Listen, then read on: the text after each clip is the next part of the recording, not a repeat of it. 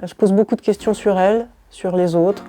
Elle commence à ressentir des attirances, elle commence à comprendre qu'elle est attirée par les femmes. Elle commence aussi à comprendre que le milieu dans lequel elle évolue n'est pas forcément très ouvert à ça. Je m'appelle Catherine Locandreau, je suis romancière, scénariste BD. Romancière depuis une vingtaine d'années et la BD c'est plus récent. Ça s'appelle Un été loin des hommes. Je l'ai coécrite avec Fabienne Blanchu et il y a Thomas Campi au dessin, c'est paru chez Dargaud. Et c'est un roman graphique à mi-chemin entre le récit initiatique et la chronique familiale. Ça se passe le temps d'un été, un été un peu particulier pour notre personnage principal, Frédéric, qui a 12 ans et demi. Un moment où elle va commencer à comprendre des choses sur elle-même et aussi sur les autres, notamment sur sa famille. Alors cette phrase, elle est issue d'un dialogue entre la mère et la tante de Frédéric. Et ce sont deux femmes qui ont la quarantaine, qui se sentent un peu délaissées par leurs maris respectifs. Donc cette phrase, elle exprime cette souffrance. Et elle parle aussi d'une époque et d'une culture. Donc on est dans les années 80, dans un milieu méditerranéen. Il y a une frontière un peu entre les hommes et les femmes.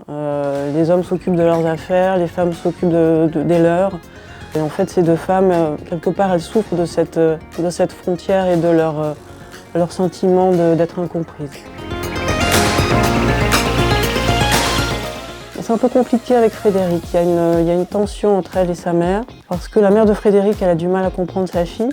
Sa fille a 12 ans et demi. Elle commence à se poser des questions sur elle.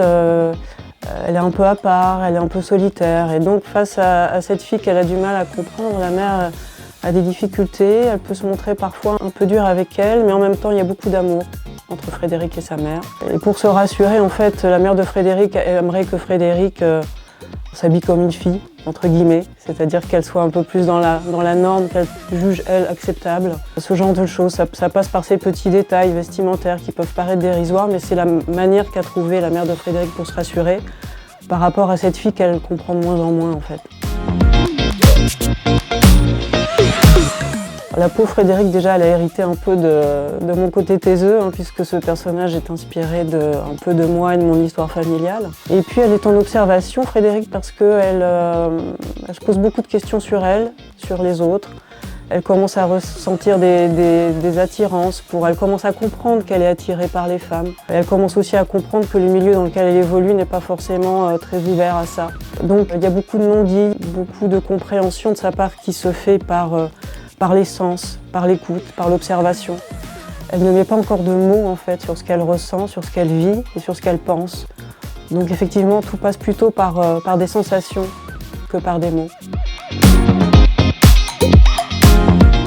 C'est vrai qu'on l'a un petit peu chargé, le commis, il synthétise à lui seul un peu le côté sexiste et puis cette homophobie ordinaire qui peut être là autour de Frédéric. Je pense qu'on l'a utilisé comme une manière de mettre Frédéric face à ce qui va l'attendre ou à ce qu'il attend. C'est-à-dire, c'est une manière de lui dire « fais attention, tu vas te retrouver dans ta vie, tu vas te retrouver face à ça à un moment donné ».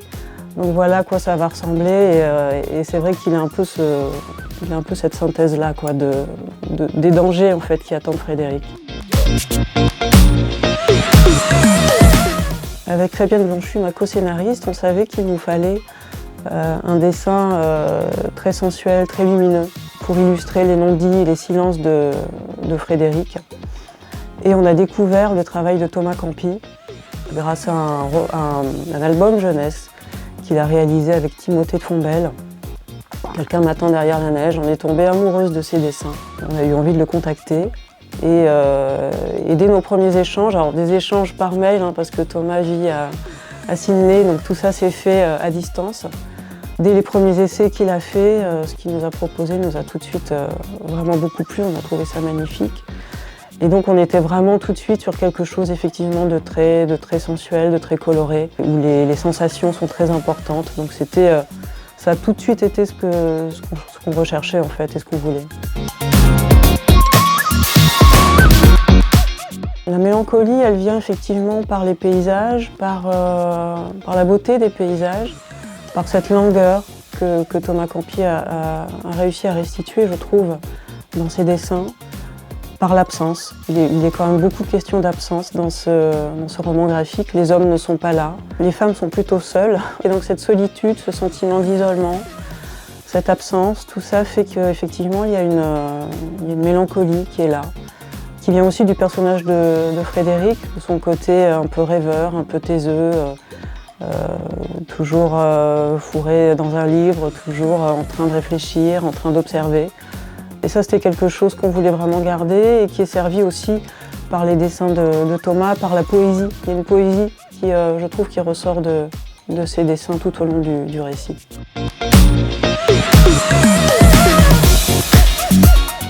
De l'amour, de l'affection pour ces personnages qui n'arrivent peut-être pas bien à communiquer, pas bien à s'aimer comme il le faudrait, qui parfois disent des choses qu'il ne faudrait pas dire, mais qui malgré tout s'aiment. Et on peut espérer que dans le futur, les choses s'amélioreront entre eux. Et puis cette idée qu'il faut faire attention à ce qu'on dit.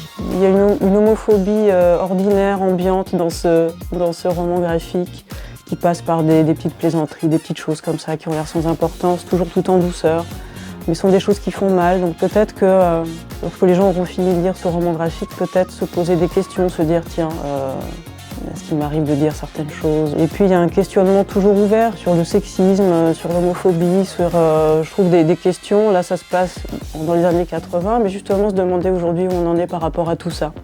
Ça peut être des questions qui restent ouvertes à la fin de la lecture de ce roman graphique.